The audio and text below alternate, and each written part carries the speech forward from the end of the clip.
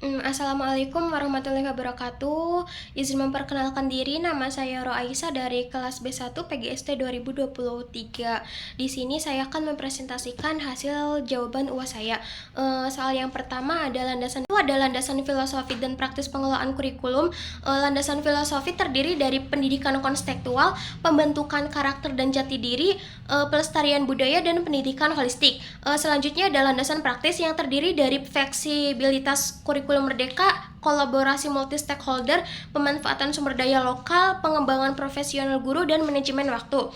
Selanjutnya ada poin yang kedua di nomor 1, yaitu rancangan program pengembangan kurikulum yang terdiri dari 3 fase. Fase yang pertama ada perencanaan dan persiapan selama 1-2 bulan. Langkah yang pertama ada pembentukan tim pengembang kurikulum.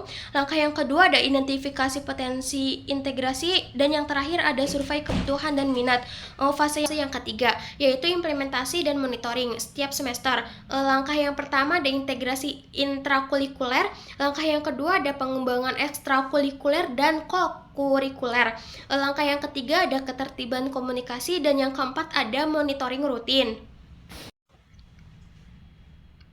Poin yang ketiga dari nomor 1 ada metode evaluasi. Metode evaluasi terbagi menjadi 2, yaitu evaluasi proses atau formatif dan evaluasi hasil atau sumatif. Evaluasi proses terdiri dari observasi kelas, diskusi kelompok terpumpun, jurnal guru, portofolio siswa, dan survei kepuasan. Sedangkan evaluasi hasil terdiri dari penilaian proyek, uji kompetensi kontekstual, atau refleksi siswa, dan analisis data akademik. Nah, selanjutnya ada poin yang keempat di nomor 1 ada mekanisme pencegahan beban siswa yang terdiri dari integritas bukan penambahan, pembelajaran berbasis proyek interdisipliner, fleksibilitas pilihan, media pembelajaran variatif, dan umpan balik konstruksi. Dan selanjutnya ada soal nomor 2, yaitu strategi pengelolaan tenaga pendidik dan kependidikan di Yayasan Cahaya Siliwangi, yang terdiri dari perencanaan sumber daya manusia, dan yang kedua ada rekrutmen dan seleksi internal, yang ketiga ada pengembangan sumber daya manusia, dan yang keempat ada evaluasi kerja, dan yang kelima retasi penghargaan. Selanjutnya ada poin pertama di nomor 2, yaitu program pengembangan profesional berkelanjutan dengan menggunakan program lesson study kolaboratif. Langkah pelaksanaannya yaitu perencanaan bersama dengan melakukan observasi pembelajaran, dan yang ketiga melakukan refleksi bersama dengan tujuan meningkatkan keterampilan mengajar secara nyata dan membangun budaya berbagai dan kolaborasi antar guru. Dengan biayanya sendiri sangat rendah karena dilaksanakan di sekolah dengan tenaga internal. Dan poin selanjutnya masih di nomor 2, yaitu ada sistem insentif non-finansial yang meningkatkan motivasi.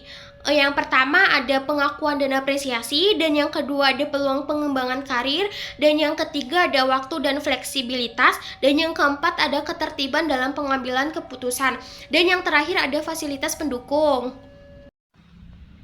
Dan soal yang terakhir, nomor 3, yaitu ada kondisi fasilitas gedung yang sudah tua di sebuah sekolah menengah di daerah terpencil. Kondisinya yang pertama ada gedung tua, fasilitas minim, dan dampak lingkungan belajar. Rencana kita dalam program dan pemanfaatan fasilitas pendidikan yang inovatif.